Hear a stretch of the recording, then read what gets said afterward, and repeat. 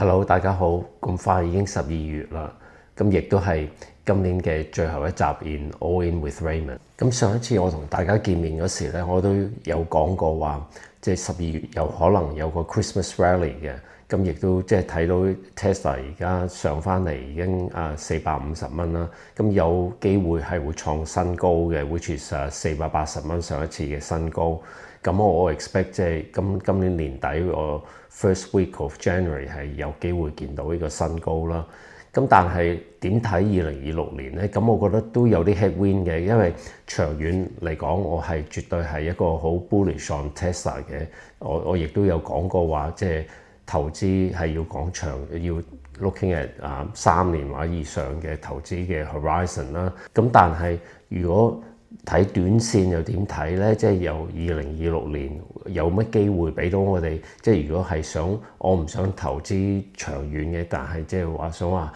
looking for 一個比較 short term opportunity，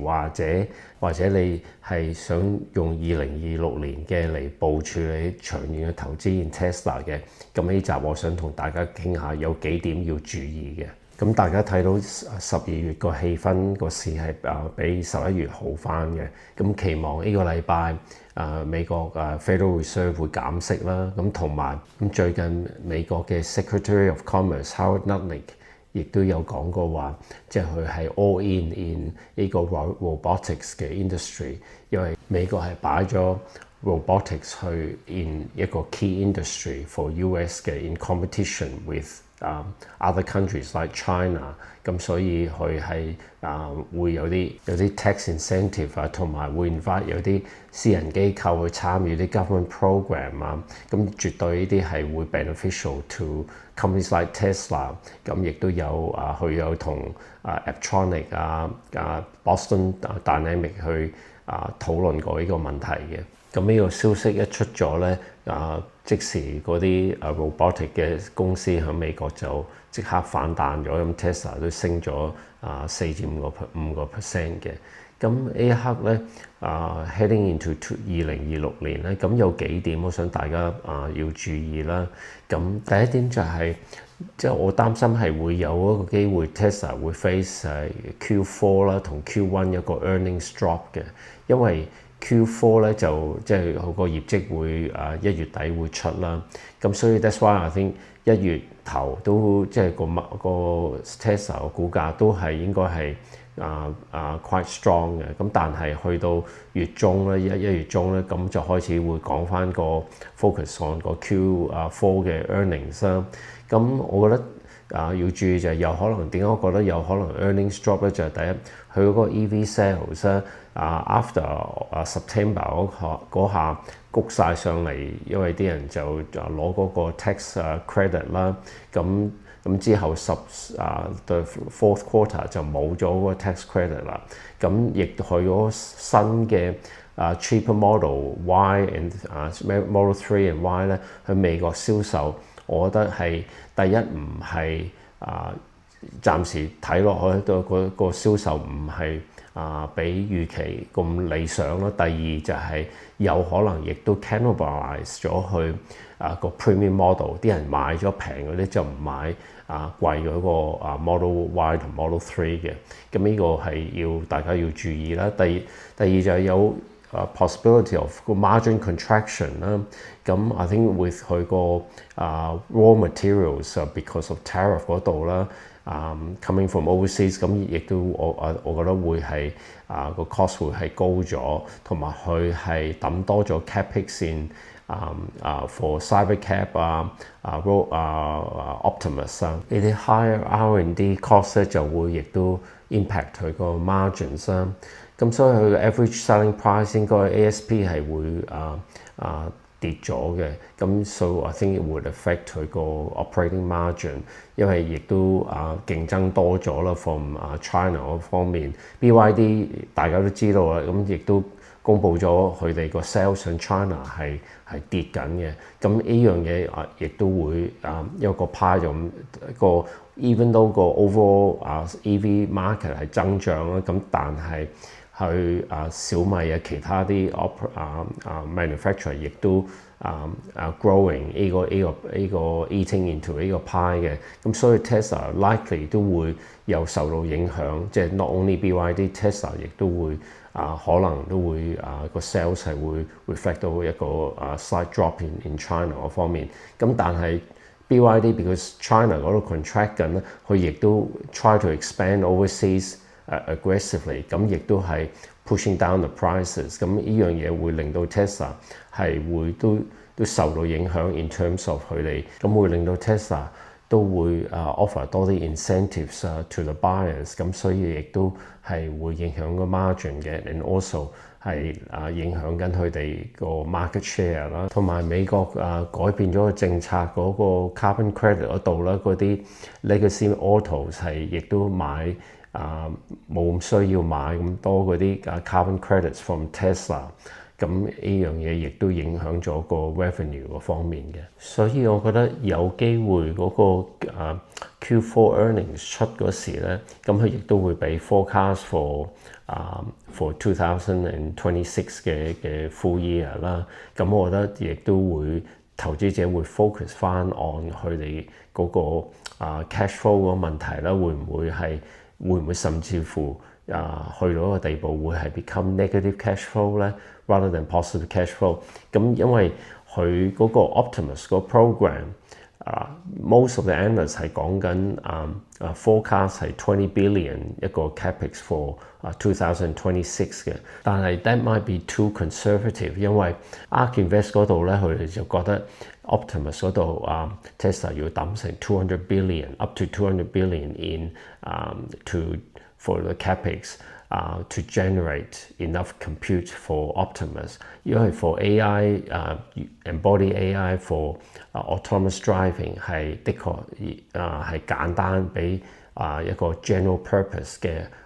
humanoid robots 係 much more 複雜好多，因為如果即係 for home use 咧，嗰個 task 係多變數好多咯，因為你喺條路度你 turn left 行直 turn left for ride or whatever， 咁但係你喺一個家居度用一個 humanoid robot 咧，係同埋你講緊拎啲係好輕嘅 items 即係要你 understand physics 去handle 啲soft items rather than heavy items 係完全唔同咯。咁所以個 level of compute for Optimus 咧係 much more complicated， 係 much more demanding than 一個 autonomous driving。咁所以係咪話即係一個20 billion capex for 2026年係足夠咧？因為而家佢哋講緊係會going into production， 咁呢樣嘢我睇大家都要注意翻呢樣嘢啦。咁的而且確 I think once they overcome that， 呢個 market 係全球係最大嘅 business 嘅。你講緊係100萬億嘅humanoid robot market， 係等於全球嘅 GDP annually。咁所以即係長遠嚟講 I'm definitely 一個 Tesla bull 嘅。咁但係我會用2026年係部署一個next 5 to 10 years 嘅investment 咯。咁同埋我覺得呢個 AI race、humanoid robot race 咧 between China and US and I'm sure Russia will come into it at some stage。咁我覺得係一定係會 involve 埋去用 humanoid robot 去做軍事㗎啦。咁用埋嚟做 military 嘅。咁所以呢樣嘢Tesla 係一定會俾美國好重視一間公司咯，因為佢有個 manufacturing know-how 同埋一個去 AI and embodied AI 呢樣嘢係Tesla 先至可以做到一樣。咁其他 companies like Apptronik Boston Dynamics Figure 嗰啲，我覺得係做玩具咯，但唔係真係會做到一個好 effective 嘅 humanoid robot 出嚟。咁但係that's just my opinion。咁因為 Boston Dynamics 亦都係好早已經開始研發緊robots 嗰方面㗎啦。咁但係佢即係個 cost 嗰方面，係講緊嗰時講緊100萬美金一個 robot 咁，it's never gonna be commercialized 啲咁嘅 cost 係咪？咁呢樣嘢，所以 I think Tesla 佢有嗰個 ability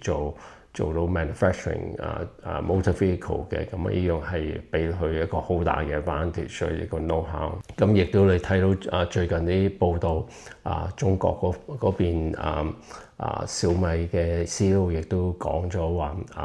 humanoid robots 係會 take over factories in China within 5 years。咁亦都另外一間company 叫做UB Tech。咁都俾 Figure 嘅 CEO question 去出嗰啲 video 係咪真實咧？即係佢咁，但係呢樣嘢I think 我覺得都要俾 China 嘅公司一個 benefit， 但因為 in terms of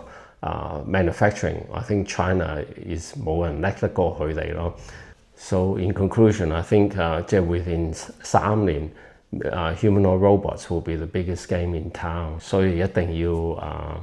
have a position in Tesla。whether 你係用一個去 trade 呢個 stock， 因為個 volatility 好大啦 Tesla， 因為 until 佢哋個 earnings come in to support the share price 咧，